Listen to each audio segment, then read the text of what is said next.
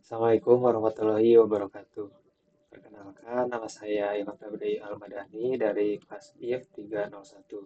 Di sini saya akan membagikan hasil lembar jawaban saya, yaitu eh, ujian akhir semester sistem operasi. Nomor satu, apa itu sistem operasi? Jelaskan fungsi dari sistem operasi. Sistem operasi ialah perangkat lunak inti yang berdiri di antara perangkat keras dan aplikasi user. Bertindak seperti manajemen sumber daya, dan mengatur lalu lintas perintah sehingga aplikasi tidak perlu mengurus detail CPU, memori, atau perangkat I/O sendiri. Secara sederhana, fungsi-fungsinya meliputi penjadwalan proses, mengatur aplikasi mana yang mendapat CPU, pengelolaan memori, manajemen penyimpanan dan sistem file, pengendalian perangkat, serta penyediaan interface pengguna dan layanan keamanan. Penjelasan ini mengikuti pendekatan yang dipakai di buku teks modern yang menekankan tiga pilar operating system: virtualisasi, menyembunyikan kompleksitas perangkat keras; konkurensi, mengelola banyak tugas sekaligus; dan persistensi, penyimpanan tahan lama. Lanjut ke nomor 2. Sebutkan karakteristik dari sistem operasi open source dan closed source. Jadi perbedaan utama antara open source dan closed source bukan hanya sekedar soal free dan berbayar, melainkan tentang akses dan hak atas pada source code serta model dukungannya. OS open source memberikan akses code sehingga organisasi atau komunitas bisa membaca, memodifikasi, dan mendistribusikan kembali, memberikan fleksibilitas, kustomisasi, dan transparansi. Cocok bila ingin integrasi atau audit keamanan sendiri.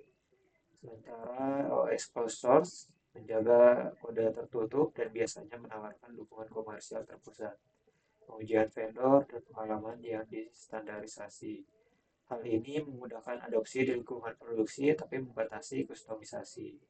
Untuk organisasi, pilihan sering bergantung pada kebutuhan kontrol dan kemudahan dukungan.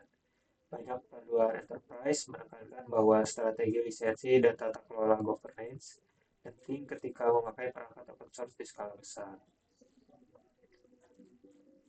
Lalu, soal nomor 3, gambarkan skema dasar sistem komputer. Jadi, pengguna user berada pada posisi awal sebagai pihak yang memberikan perintah atau data ke dalam sistem melalui perangkat input seperti keyboard, mouse, atau perangkat masukan lainnya. Data atau instruksi dari input ini kemudian dikirimkan ke CPU sebagai pusat pemrosesan utama komputer. CPU berperan sebagai otak sistem yang mengeksekusi instruksi dan mengelola data. Dalam proses ini, CPU tidak bekerja sendiri, melainkan berada di bawah kendali sistem operasi.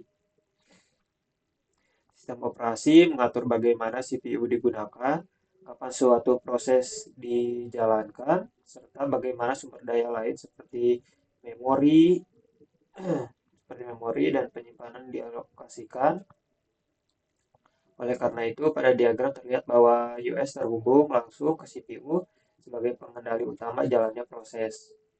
Selama pemrosesan berlangsung, CPU dapat berinteraksi dengan memori seperti RAM untuk menyimpan data dan instruksi sementara yang sedang diproses. Jika hasil pemrosesan perlu ditampilkan pada user, CPU akan mengirimkannya ke output seperti monitor atau printer. Sementara itu, apabila data perlu disimpan secara permanen, CPU akan meneruskannya ke storage, media penyimpanan sekunder seperti hard disk atau SSD.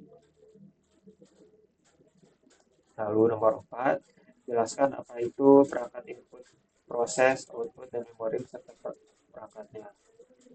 Dalam model IPO, perangkat input seperti keyboard, mouse, scanner, mikrofon, kamera memasukkan data mentah. Proses ini terjadi CPU dibantu oleh register, ALU, dan unit kontrol yang membaca instruksi dari memori dan mengeksekusinya. Output dikeluarkan lewat perangkat seperti monitor, printer, atau speaker. Sedangkan memori berfungsi di dua level utama. Memori utama atau RAM untuk menyimpan data dan instruksi sementara selama eksekusi, serta penyimpanan sekunder HDD atau SSD untuk menyimpan data secara persisten. Selain itu ada cache untuk mempercepat akses data yang sering dipakai. Hubungan antara komponen ini adalah inti arsitektur komputer dan menjadi dasar bagaimana OS mengalokasikan dan melindungi sumber daya tersebut. Lalu soal nomor 5, jelaskan langkah menginstal Windows 10 atau Ubuntu 22. Di sini saya memilih untuk menginstal Ubuntu. Nah, di sini saya akan menjelaskan step by step-nya. Sebelum install Ubuntu, pastikan kita sudah download install-nya. Lalu pilih sesuai selera. Di tutorial ini saya menggunakan Ubuntu dengan desktop XFCE. Siapkan partisi kosong sebesar 20 GB. Dari 20 GB tersebut nanti kita akan bagi menjadi bagian berikut: 10 GB untuk sistem, 8 GB untuk home, 2 GB untuk swap. Setelah ISO di download, kita bisa burning ke CD atau flash disk. Di Windows bisa menggunakan USB atau Rufus. Kalau di Linux bisa menggunakan Etcher. Pada tahap instalasi, Ubuntu menggunakan USB bootable berisi Ubuntu yang telah dibuat. Selanjutnya di opsi try dan install, kita bisa tentukan sendiri jika ingin coba dulu fitur Ubuntu sebelum menginstal. Bisa pilih try Ubuntu atau langsung install Ubuntu.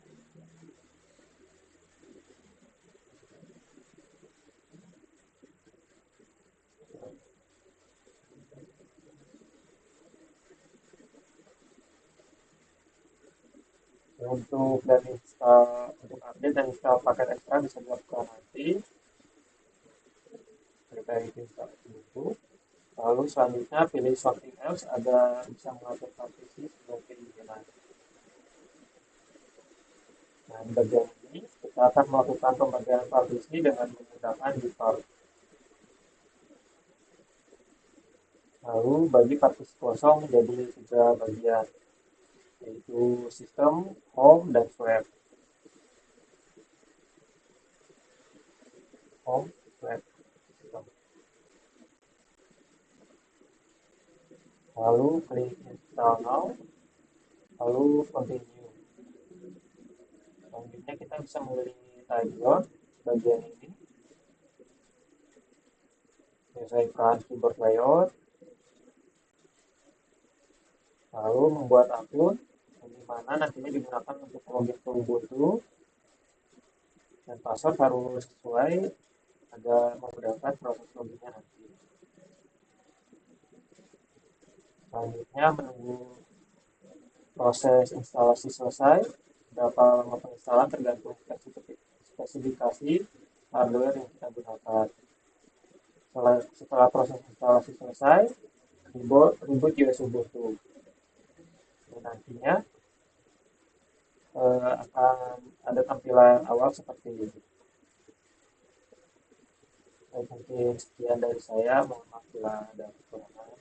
Assalamualaikum warahmatullahi wabarakatuh.